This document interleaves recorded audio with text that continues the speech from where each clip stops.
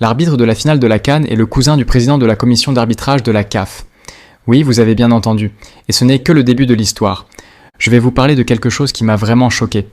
L'arbitre qui va diriger cette finale de Coupe d'Afrique des Nations entre le Maroc et le Sénégal. Parce que cette édition de la CAN, c'est carrément l'une des pires qu'on ait jamais vues. Je pèse mes mots, mais niveau organisation, niveau arbitrage, c'est catastrophique. Qui est-ce qui est arbitre ? C'est là où ça devient intéressant.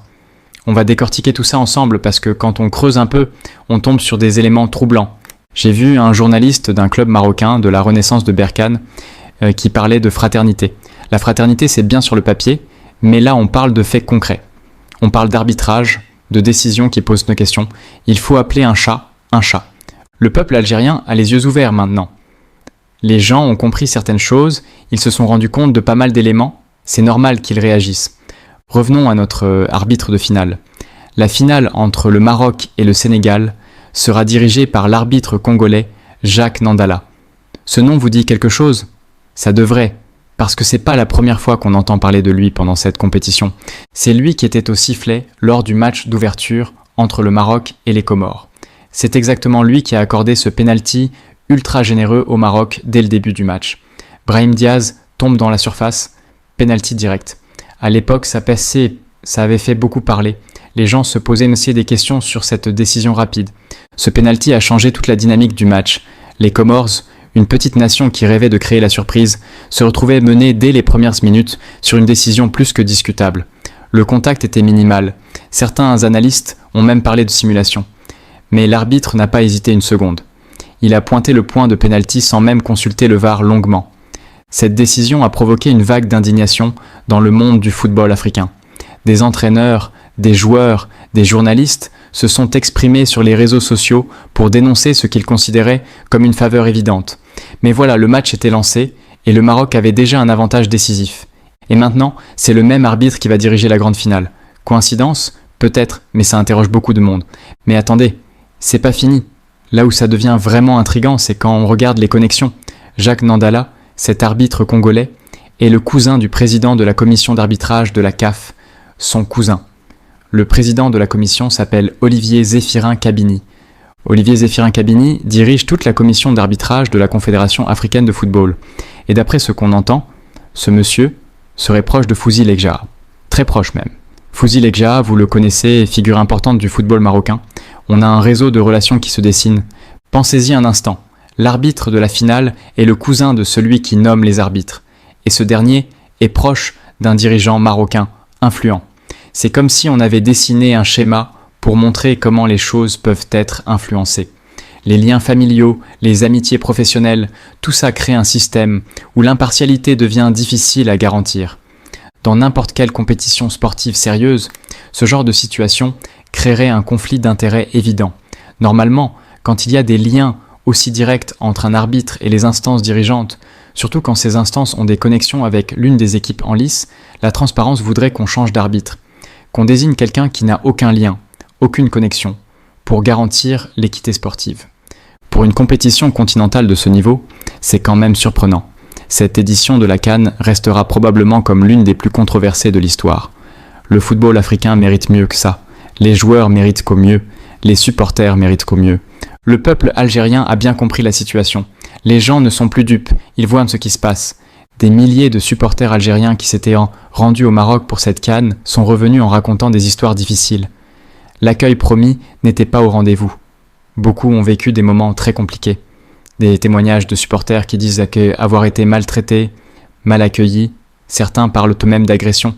Certains racontent qu'ils ont été empêchés d'entrer dans les stades malgré leurs billets. D'autres parlent d'insultes, de provocations, de tensions constantes. Des familles entières qui voulaient juste profiter du football se sont retrouvées dans des situations humiliantes. Des enfants qui pleuraient parce qu'ils avaient peur, des parents qui devaient protéger leur famille au lieu de profiter de la fête du football. Les réseaux sociaux ont été inondés de vidéos montrant ces situations. Des supporters algériens parqués dans des zones isolées, traités différemment des autres, des contrôles de sécurité à répétition, des fouilles abusives. Tout ça créait une atmosphère oppressante, loin de l'esprit de fraternité qu'on est censé trouver dans une compétition africaine. Des influenceurs qui sont rentrés en Algérie étaient en larmes en racontant ce qu'ils avaient vécu. Ils expliquaient qu'on les avait humiliés, qu'ils avaient été très maltraités. Ces témoignages ont choqué beaucoup de monde et ont révélé une réalité difficile pour les supporters algériens. Des gens qui avaient dépensé des milliers de dinars pour faire le déplacement, qui voulaient soutenir d'autres équipes africaines et qui se sont retrouvés à vivre un cauchemar. Cette Coupe d'Afrique soulève beaucoup de questions. Tout semble arrangé pour favoriser certaines équipes, notamment le Maroc et le Sénégal. La compétition semble taillée sur mesure pour que le Maroc arrive en finale et remporte le trophée. Les faits sont là.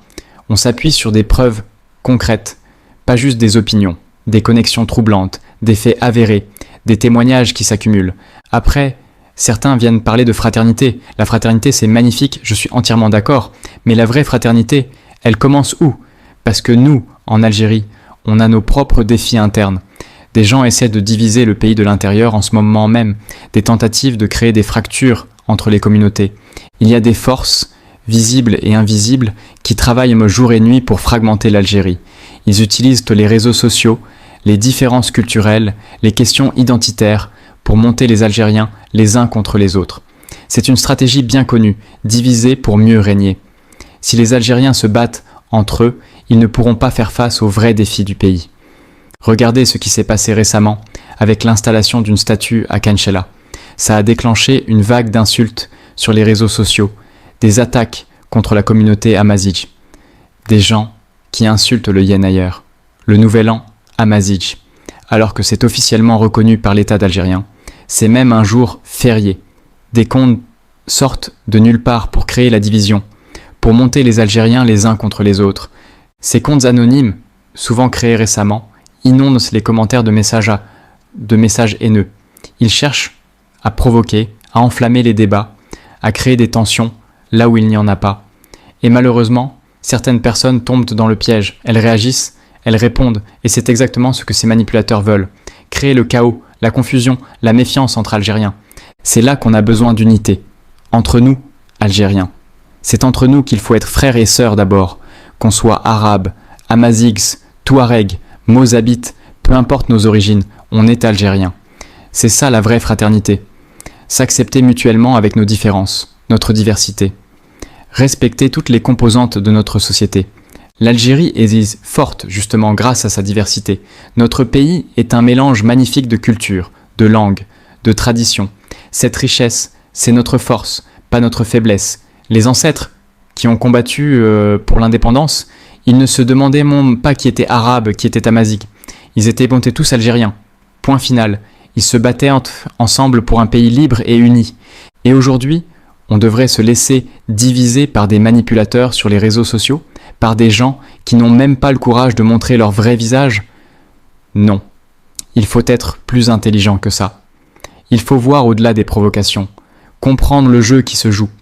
Si vous voulez vraiment appliquer le principe de fraternité islamique, commencez par être un bon frère ou une bonne sœur avec vos compatriotes.